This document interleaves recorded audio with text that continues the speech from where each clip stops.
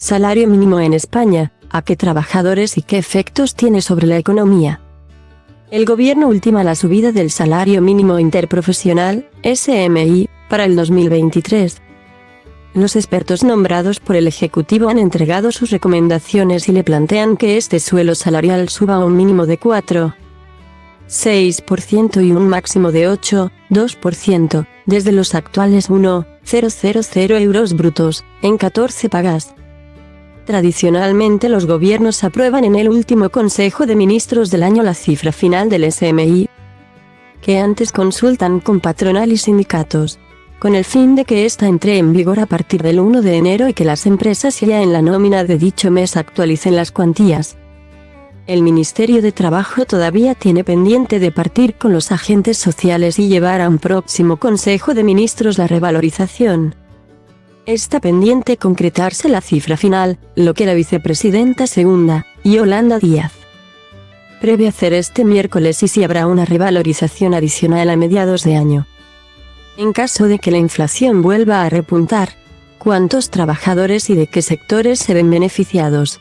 El salario mínimo, por definición, es el sueldo que ganan aquellos que menos ganan. Es un indicador obligatorio que está pensado para combatir la pobreza laboral. Es decir, que a alguien no le alcance para sustentarse un nivel mínimo de vida pese a tener un trabajo. No obstante, según coincide ampliamente la literatura sobre el tema, la principal explicación de la pobreza laboral es la falta de tiempo de trabajo, no de salario. Es decir, hay más gente pobre porque trabaja muy pocas horas y querría trabajar más, que porque su sueldo es bajo. El retrato robot sobre quien cobra el salario mínimo, según coinciden desde el Banco de España, pasando por los sindicatos o la Fundación ISEAC, es una mujer joven, de origen migrante y que trabaja en una pequeña empresa del sector servicios o en el campo. Alrededor del 10% de la población trabajadora cobra el salario mínimo, es decir, unos 2 millones de personas en toda España. ¿Subir el salario mínimo destruye empleo?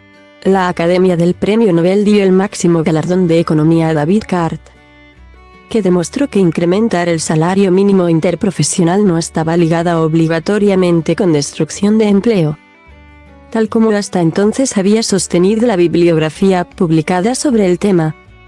Card analizó cómo evolucionó la ocupación en las cadenas de comida rápida de Nueva Jersey, donde había subido el SMI, y de Pensilvania, donde no determinó que, en dicho caso, subir el salario mínimo no solo no destruyó empleo, sino que en determinadas actividades incluso lo generaba.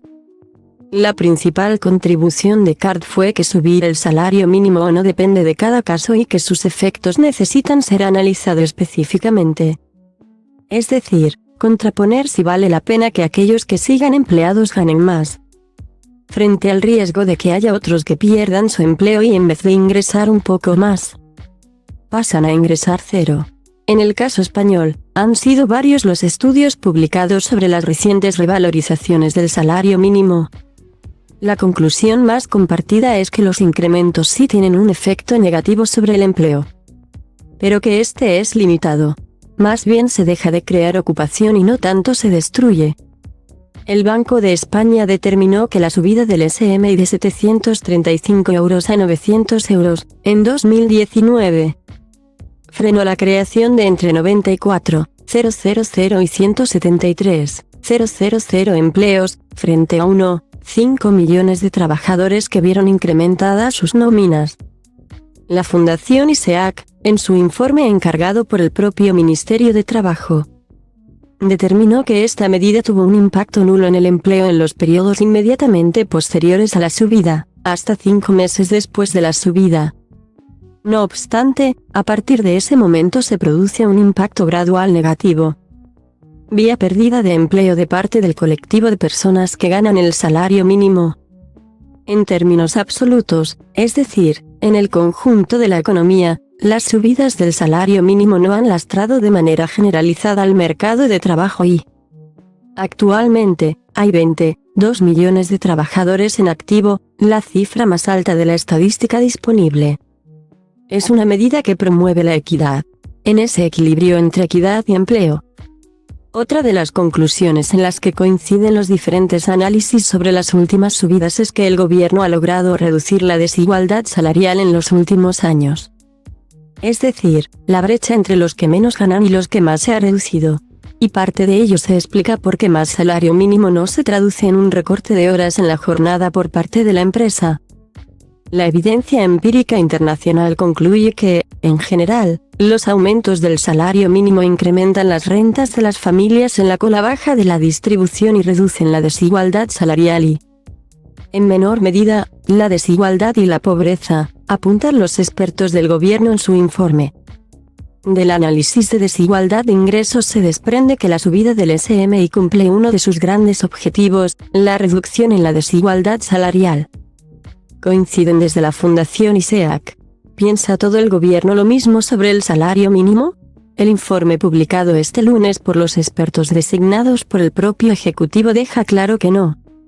Las conclusiones suscritas colectivamente sugieren un incremento de entre el 4,6% y el 8,2%. Es decir, pasar de los actuales 1,000 euros brutos al mes, en 14 pagas, a una cifra entre los 1,046 euros y los 1,082 euros. No obstante, el Ministerio de Economía se ha encargado de incluir una nota aparte, que explícitamente solo suscribe el Ministerio de Economía, en la que sugiere que el salario mínimo debería subir un 3%. Es decir, hasta los 1,030 euros. Si la división entre Calviño y Díaz vuelve a saltar delante de las cámaras o se mantiene entre bambalinas lo sabremos en los próximos días. Es accesible for free, false, as part, @type, webpage element, is accesible for free, false. CSS Selector Closed Content.